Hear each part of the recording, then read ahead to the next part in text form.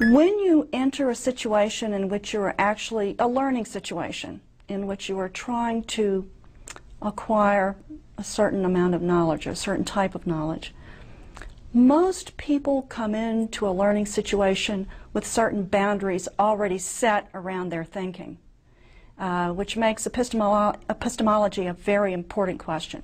Epistemology is really, it's two very simple questions. What qualifies as knowledge? What is knowledge, and how do we get it? Two very simple questions. And contrary to popular opinion, not everything that people believe qualifies as knowledge. People like to put boundaries around their thinking. With some people, it's political boundaries. With other people, it's religious boundaries. In other words, there are lines that they don't want to cross. In science, you can't really do that. Not only in science can you not really do that, but you can't do it in any area in which your goal is to learn the truth, or to determine the truth as closely as you can determine it. If you put, the only restraints are those of reason and common experience. Those are the guidelines that should be in place for everybody. But if you come into a learning situation and there is a religious line which you're not going to be willing to cross, then you forfeit the possibility that you will learn everything it's possible to learn. If there's a political line that you're not willing to cross, then you can forget about acquiring knowledge, because your barriers are up and you're not willing to go past them. If you compare getting knowledge by relying on authorities with getting it scientifically, using scientific methodology, you have, in one case, where the person is doing his own thinking, because I think what a lot of people don't understand is that what scientists do, the methodology they use, and the types of reasoning they use are really not unique to science. They weren't even invented by scientists. What scientists have done is to take the successful methodologies and ways of reasoning that people have always used to solve practical problems and to develop explanations, for questions that they had, and to apply them to the study of nature. So scientific reasoning is not even unique. We all do it every day.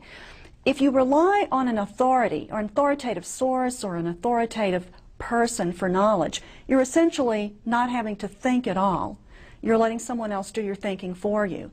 And if you don't know anything about how scientific reasoning works, or even about how good critical thinking works in any area, you don't really know whether what you're getting from this authority is reliable. And so it's very dangerous simply to rely on authoritative sources, surely by the power of their authority.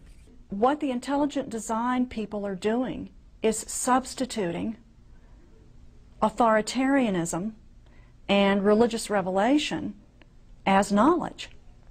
And they have no methodology, they have no epistemology, they reject the methodology of science, they reject the epistemology of science. Science has a methodology.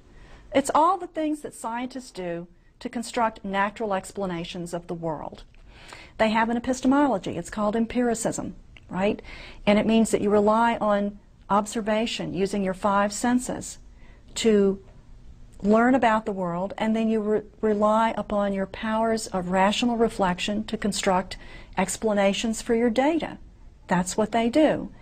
And you don't accept into science the supernatural as a principle of scientific explanation, which, when you get right down to the bedrock of what intelligent design is about, it's trying to explain the natural world in a supernatural way, and trying to pass off the supernatural as a scientific explanation.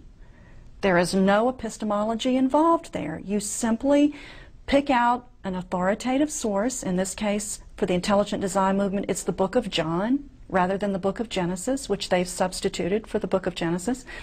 And you simply, from there, pick out whatever other sources of revealed religious wisdom you want to add to that, and you try to convince people that you're doing science. There's no epistemology there. There's no methodology there.